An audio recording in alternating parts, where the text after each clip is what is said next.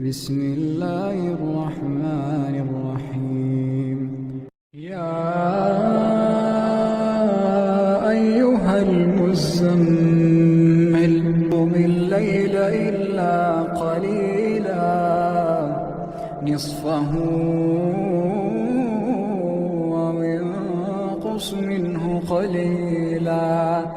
أو زد عليه ورتل القرآن ترتيلا إنا سنلقي عليك قولا ثقيلا إن ناشئة الليل هي أشد وطئا وأقوم قيلا إن لك في النهار سبحا طويلا واذكر اسم ربك وتبتل إليه تبتيلا رب المشرق والمغرب لا إله إلا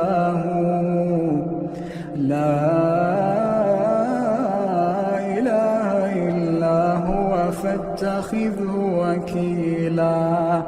واصبر على ما يقولون واهجرهم هجرا جميلا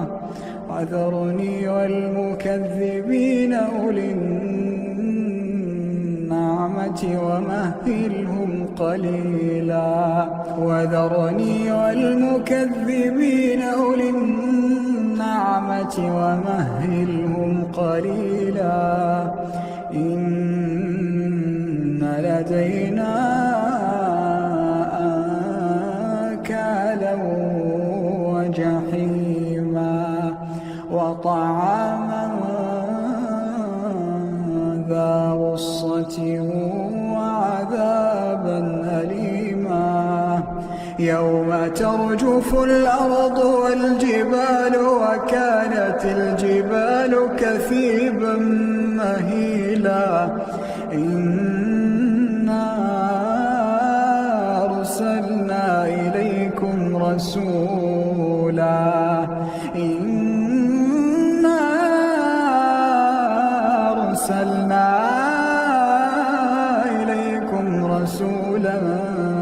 شاهدا عليكم كما أرسلنا إلى فرعون رسولا فعصى فرعون الرسول فأخذناه أخذا وبيلا فكيف تتقون إن كفرتم يوما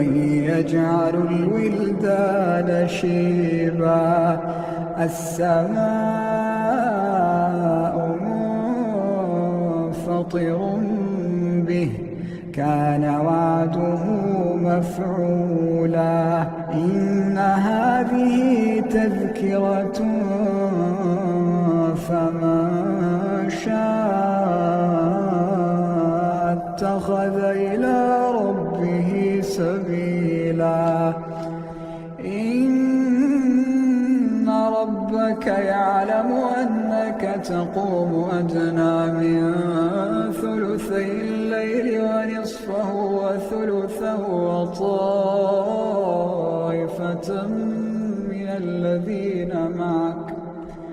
وطائفة من الذين معك الله يقدر الليل والنهار علم أن لا تحصوه فتاب عليكم فاقرؤوا ما تيسر من القرآن علم أن سيكون منكم مرضى وآخرون يضربون في الأرض يبتغون من فضل الله وآخرون يقاتلون في سبيل الله فاقرؤوا ما تيسر منه